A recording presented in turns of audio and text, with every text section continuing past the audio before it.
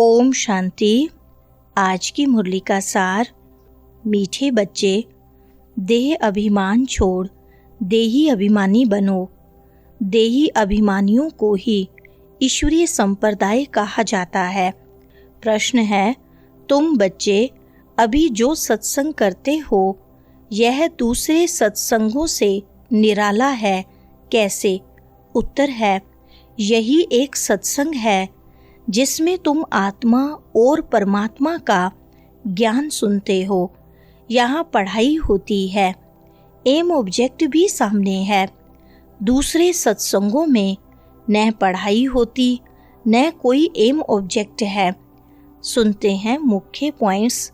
पहली पॉइंट, देह अभिमानी को आसुरी संप्रदाय कहा जाता है। देही अभिमानियों को ईश्वरीय संप्रदाय कहा जाता है। ईश्वर को देह है नहीं, वह सदैव आत्माभिमानी है। वह है सुप्रीम आत्मा, सभी आत्माओं का बाप, परम आत्मा अर्थात ऊंचे ते ऊंचा। वह जन्म मरण में नहीं आते हैं, बाकी सब पुनर्जन्म लेते हैं। और सभी है रचना, रचता तो एक ही बाप है। दूसरी पॉइंट, भारत में रुद्र यज्ञ रचते हैं तो मिट्टी का शिवलिंग और सालीग्राम बनाकर फिर उनकी पूजा करते हैं। उनको रुद्र यज्ञ कहा जाता है। वास्तव में असली नाम है राजस्व अश्वमेध अविनाशी रुद्र गीता ज्ञान यज्ञ, जो शास्त्रों में भी लिखा हुआ है। अब बाप बच्चों को कहते हैं, अपने को आत्मा समझो और जो भी सत्संग है उसमें आत्मा या परमात्मा का ज्ञान न कोई में है न दे सकते हैं। वहाँ तो कोई एम ऑब्जेक्ट होती नहीं। तुम बच्चे तो अभी पढ़ाई पढ़ रहे हो।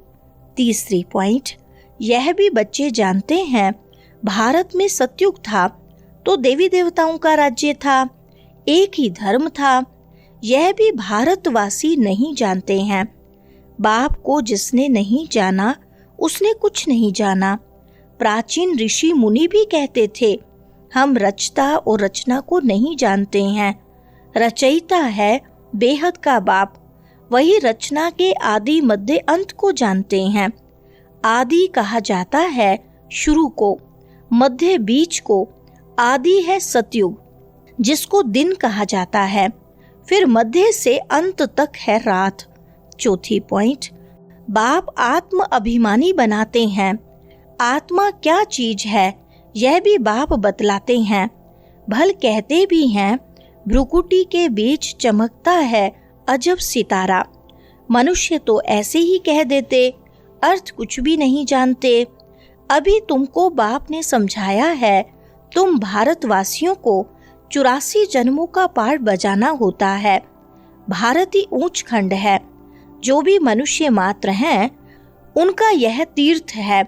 सर्व की सद्गति करने बाप यहाँ आते हैं। पांचवी पॉइंट, भारत कितना साल्वेंट था। हीरे ज्वारातों के महल थे, फिर रावण राज्य में पुजारी बने हैं, फिर भक्ति मार्ग में यह मंदिर आदि बनाए हैं। सोमनाथ का मंदिर था ना, एक मंदिर तो नहीं होगा। यहाँ भी शिव के मंदिर में हीरे ज्वारात थे जो मोहम्मद गजनवी ऊंट भरकर ले गए। इतने माल थे, ऊंट तो क्या कोई लाखों ऊंट ले आए तो भी भर न सके। छठी पॉइंट, सतयुग में सोने हीरे ज्वारातों के तो अनेक महल थे। मोहम्मद गजनवी तो अभी आया है। द्वापर में भी कितने महल आदि होते हैं, वह फिर अर्थक्वेक में अंदर चले जाते हैं। रावण की कोई सोने की लंका होती नहीं है। रावण राज्य में तो भारत का यह हाल हो जाता है। 100% अनराइटियस इनसॉल्वेंट पतित विशेष बन गए हैं। नई दुनिया को कहा जाता है वाइसलेस। भारत शिवालय था जिसको वंडर ऑफ वर्ल्ड कहा जाता है। सातवीं पॉइंट, अभी तुम बच्चों के लिए यह पुरुषोत्तम संगम युग है, जबकि बाप तुमको पुरुषोत्तम पारस बुद्धि बना रहे हैं। सतयुग में सब पावन थे।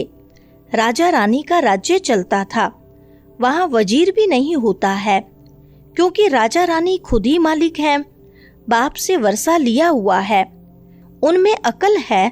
लक्ष्मी नारायण को कोई के राय लेने की दरकार नहीं है, वहाँ वजीर होते नहीं, बाप की मत के लिए ही गाया जाता है तुम्हारी गतमत न्यारी।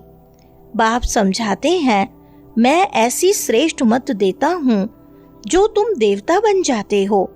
8वें पॉइंट, अब कलयुग पूरा होता है, पुरानी दुनिया का विनाश सामने खड़ा है। मनुष्य बिल्कुल ही घोर अंधियारे में कुंभकर्ण की नींद में सोए पड़े हैं, क्योंकि कहते हैं शास्त्रों में लिखा है कलयुग तो अभी बच्चा है, 40,000 वर्ष पड़े हैं।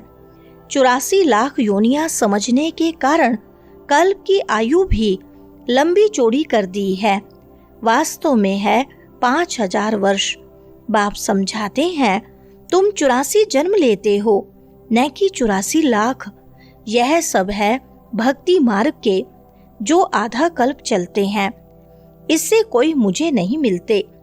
9वीं पॉइंट, यह भी विचार करने की बात है कि अगर कल्प की आयु लाखों वर्ष दें फिर तो संख्या बहुत होनी चाहिए, जबकि क्रिश्चियंस की संख्या 2000 वर्ष में इतनी हुई है।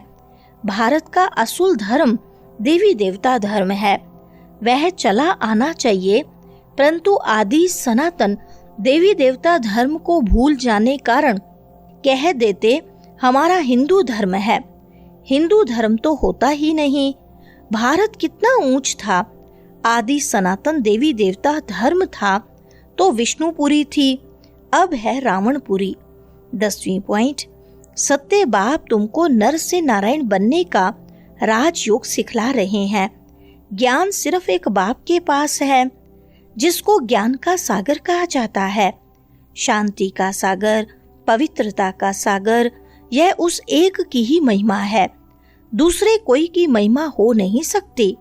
देवताओं की महिमा अलग है, परमपिता परमात्मा शिव की महिमा अलग है, वह है बाप। श्री कृष्ण है देवता। मनुष्य हम सो का अर्थ भी समझते नहीं, हम आत्मा सो परमात्मा कह देते हैं, कितना रोंग है। 11वीं पॉइंट, इस पुरानी दुनिया से नष्टो हुआ होना है, तुमको तो घर बार नहीं छोड़ना है, बाप की याद में रहते यह पुराना शरीर छोड़कर जाना है। यह अनादि खेल चला आता है, चक्र फिरता रहता है, परले होती नहीं। भारत तो अविनाशी खंड है, इसमें मनुष्य रहते ही हैं, जलमयी होती नहीं। पशु पक्षी आदि जो भी हैं सब होंगे, बाकी जो भी खंड हैं वह सतयुग त्रेता में रहते नहीं। तुमने जो कुछ दिव्य दृष्टि से देखा है वह फिर प्रैक्टिकल में देखेंगे। प्रैक्टिकल में तुम बैकुंठ में जाकर राज्य करेंगे। वरदान है, हर खजाने को बाप के डायरेक्शन प्रमाण कार्य में लगाने वाले ओनेस्ट व ईमानदार भव। विस्तार है, ओनेस्ट अर्थात ईमानदार उसे कहा जाता है जो बाप के प्राप्त खजानों को बाप के डायरेक्शन बिना किसी भी कार्य में नहीं लगाए। अगर समय, वाणी, कर्म, श्वास व संकल्प परमत या संग दोष में व्यर्थ तरफ गवाते हो, सब चिंतन की बजाय पर चिंतन करते हो, सम्मान की बजाय किसी भी प्रकार के अभिमान में आते हो, श्रीमत के बदले मनमत के आधार पर चलते हो, तो ऑनेस्ट नहीं कहेंगे। यह सब खजाने विश्व कल्याण के लिए मिले हैं, तो उसी में ही लगाना, यही है ऑनेस्ट बनना। स्लोगन है, ओपोजिशन माया से करनी है, दैवी परिवार से नहीं। अच्छा, ओम शांति।